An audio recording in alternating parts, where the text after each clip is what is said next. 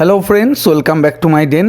আগের এপিসোড এখানেই শেষ করেছি, আবার 4 নম্বর এপিসোড এখান থেকেই শুরু করলাম বন্ধু। পুলিশ আধিকারিকের কাছ থেকে ঠিক করে জেনে নিলাম যে ইনার লাইন পারমিট কোথা থেকে করাবো। এই ডকুমেন্টস কি তোমার কাছে? পেপারস সব স্যাডেল ব্যাগের পকেটে, রোপ খুলতে হবে, আলগা করলেও হবে। হ্যাঁ, আমারও তাই। না, খুব ভেতরে না, অনেক। ঠিকই বলেছো। কাগজপত্র মানে ডকুমেন্টস আর কি, আধার কার্ড, ড্রাইভিং লাইসেন্স, বাইকের আরসি বুক, ইন্স্যুরেন্স, ট্যাক্স পেপার পেয়ে গেছি। সব কিছু দেখে নিই একবার। State of rising sun.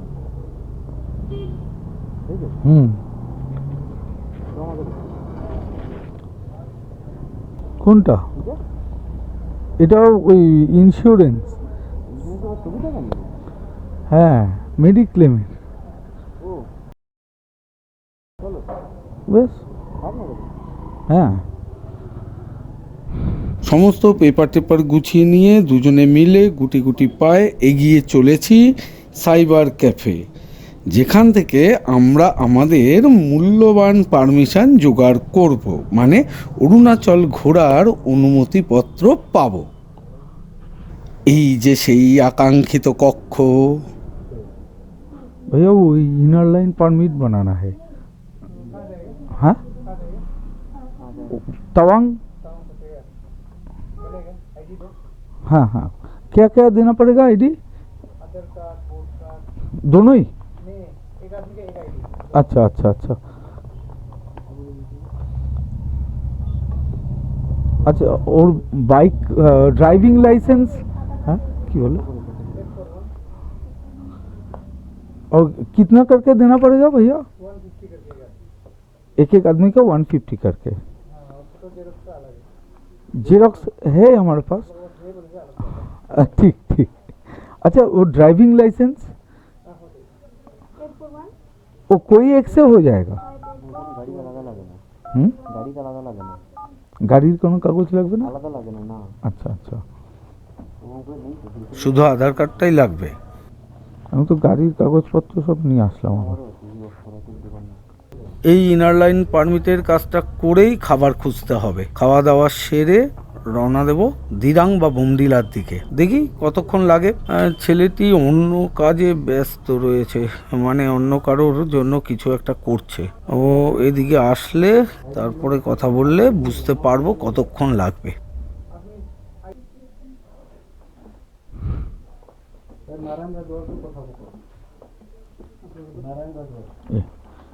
और ओरिजिनल देना पड़ेगा? ये दोनों का है ना? नहीं, एक का। दो आदमी है ना? हाँ हाँ हाँ।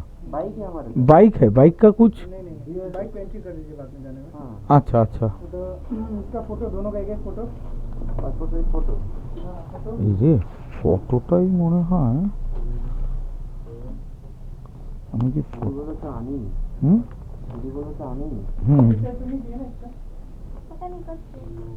ফটোটাই আনিনি মনে হচ্ছে। আনিনি, যাব না বললাম না। अच्छा भैया, वो फोटो नहीं लाया। ठीक ठीक। मोबाइल से हो जाएगा? आप लोग मोबाइल से खींच के, हाँ ঠিক। তাহলে একটু করে দেবা মোবাইলে, তুমি তুলে হোয়াটসঅ্যাপ করে দিলেই হবে।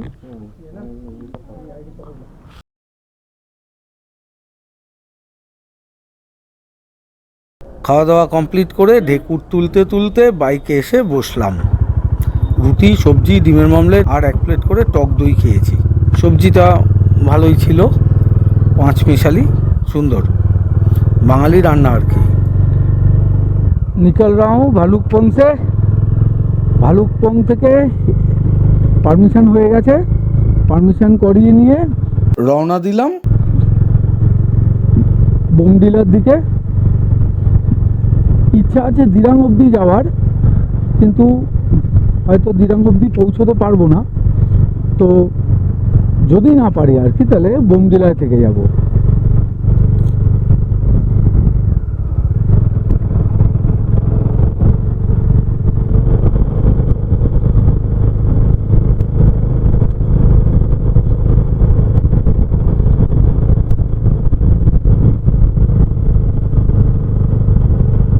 ডিজেলে 101 কিলোমিটার দেখাচ্ছে।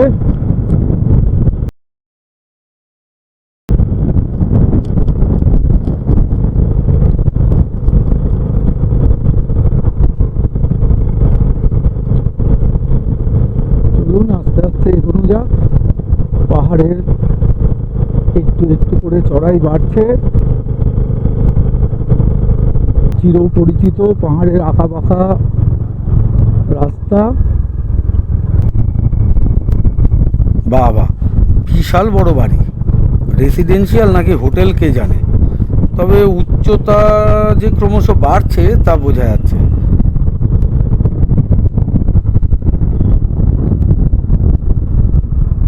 এই যে সামনে দেখা যাচ্ছে নদী, এটা মনে হয় দিরাং নদী।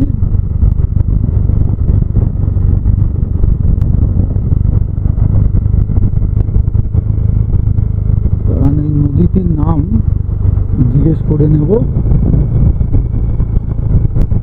একটা গেট,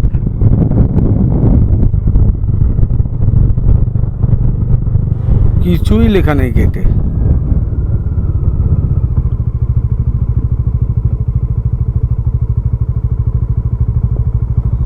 এখানে দাঁড়াই, নদীটা একটু ভালো করে দেখে নিই। এই নদীটা ম্যাপে দেখেছিলাম কিন্তু নামটা আমার এক্ষুনি মনে পড়ছে না।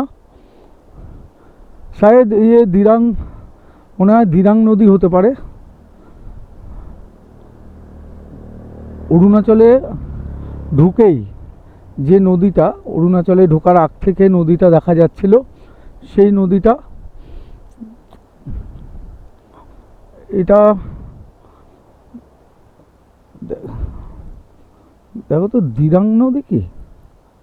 হ্যাঁ হ্যাঁ হ্যাঁ, দিরাং দিরাং দিরাং, দিরাং রিভার। অরুণাচলে ঢোকার আগে থেকেই দেখা যায় যে নদীটা দিরাং নদী। এই দিরাং নদী, দিরাং নদীর পাশ দিয়ে কিছু দূর আমাদের যাওয়া। যে নদীই হোক না কেন, পরিষ্কার ও নির্মল জলরাশি নিয়ে যাচ্ছে ব্রহ্মপুত্রে। পড়ন্ত বিকেলে মনোরম ও অপরূপ দৃশ্য। আশা করি আপনাদেরও ভালো লাগছে বন্ধু। দিরাং নদীর রাইট ব্যাঙ্ক ধরে চলবো আর কি। বাইক ওখানে পার্ক করে রেখেছি আমরা।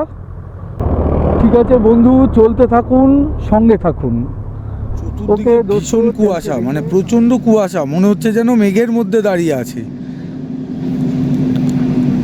আরও একটা দুটো গাড়ি দাঁড়িয়ে আছে। এই আমার সামনে এদিকটায় দীপু দাঁড়িয়ে আছে। আমরা কিন্তু গাড়ি উল্টো দিকে করে দাঁড়িয়ে আছি, মানে অর্থাৎ ভালুকপঙ্গের দিকে গাড়ি মুখ করে দাঁড়িয়ে আছি। আমাদের যেতে হবে ওই দিকটায় যেতে হবে, আর আমরা দাঁড়িয়ে আছি এইদিকে মুখ করে।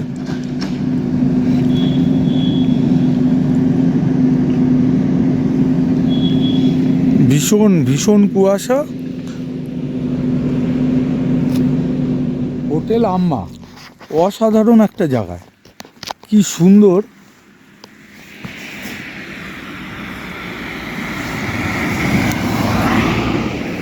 অসাধারণ জায়গায় হোটেল আম্মা, দেখুন একবার এই হোটেলটা। আর দুর্দান্ত একটা জায়গা, দুর্দান্ত। দেখুন হোটেলের পাশে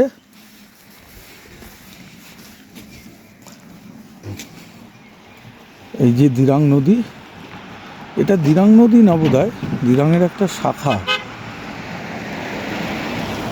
ওই রাস্তা দিয়ে আমরা এসছি। আর এই যে হোটেলটা, আর হোটেলের পেছনটা দেখুন একবার, দেখাচ্ছি। এই যে রাস্তাটা, দিরাং উপত্যকা,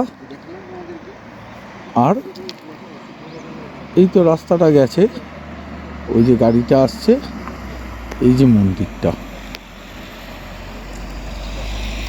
অসাধারণ। মন্দিরটার সামনে গিয়ে হয়তো এতটা সুন্দর লাগবে না, যার জন্য আমরা একটু দূর থেকে এটাকে তুললাম।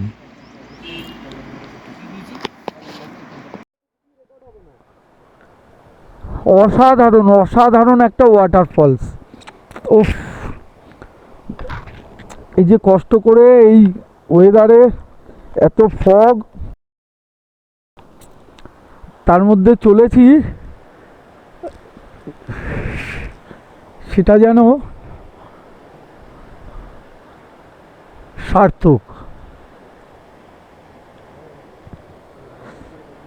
এত কষ্ট করে বাইক চালাচ্ছি, এত এত কুয়াশা, ভিজে যাচ্ছি, হ্যাঁ, তারপরে রিস্ক, কিন্তু যখন এইগুলো এসে দেখি না যে এরকম সুন্দরী ঝর্ণা রাস্তার পাশে, তখন মনে হয় সবই ঠিক আছে, কোনো অসুবিধা নেই, একদম ঠিক আছে। এত সুন্দর মনে হয়, বলে না পাহাড়ে আসো মানে স্বর্গে এসছি, তো কিছু বলার নেই, সত্যি কিছু বলার নেই, মনে হচ্ছে স্বর্গেই এসছি।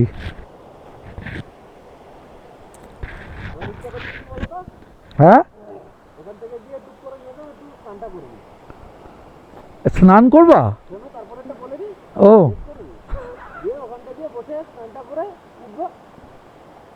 স্টিল হয়ে গেলাম।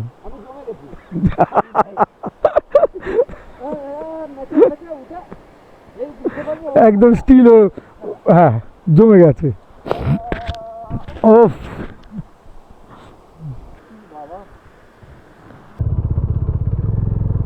সন্ধে হয়ে গেল, সূর্য দেখা যাচ্ছে না। অবশ্য অরুণাচলে প্রবেশের পর আর সূর্যের দেখা পাইনি, তবে কিছু আলো এখনও বিদ্যমান। জামিরি জায়গাটার নাম। মনে হচ্ছে না যে আজ বোমডিলা অবধি যেতে পারবো। ঠিক আছে, চলতে থাকি, আর যতটা যাওয়া যায়, তবে ভালোই লাগছে, ভালো এনজয়েবেল, সুতরাং বেশি না ভেবে সময়টাকে এনজয় করা যাক। পাহাড়ি পথ, সবুজে ঘেরা পাহাড়, একটু একটু করে বেড়ে চলা উচ্চতা, এসব কিছুই সন্ধে নামার আগে। আরে পেট্রোলও শেষ হতে চললো, এদিকে পেট্রোল পাম্প পাচ্ছি না। ওরে বাবা,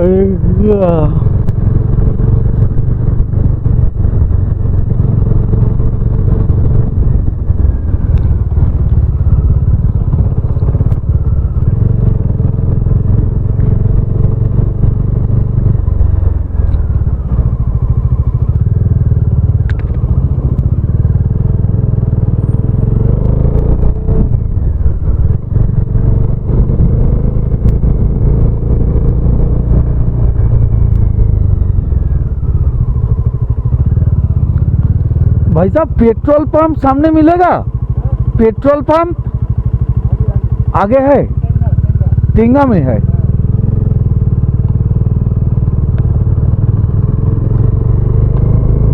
टिंगा तक जाना है, फिर पेट्रोल पंप मिलेगा।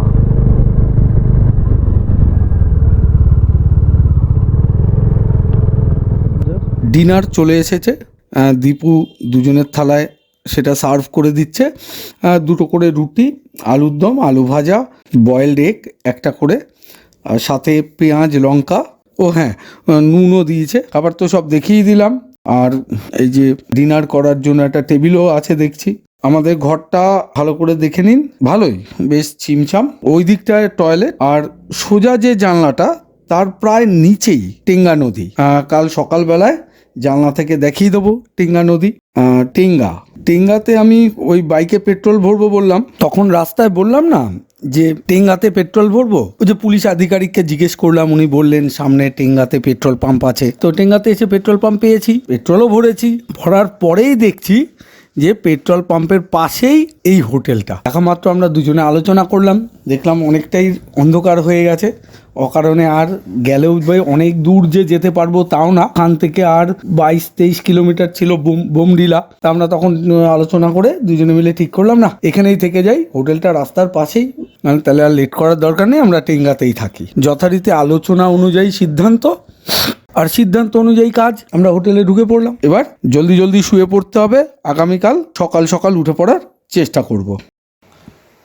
तो आज गुड नाइट दोस्त, और एक बार साथ में रहिए, साथ में चलिए और ट्रिप का आनंद लीजिए। Good night.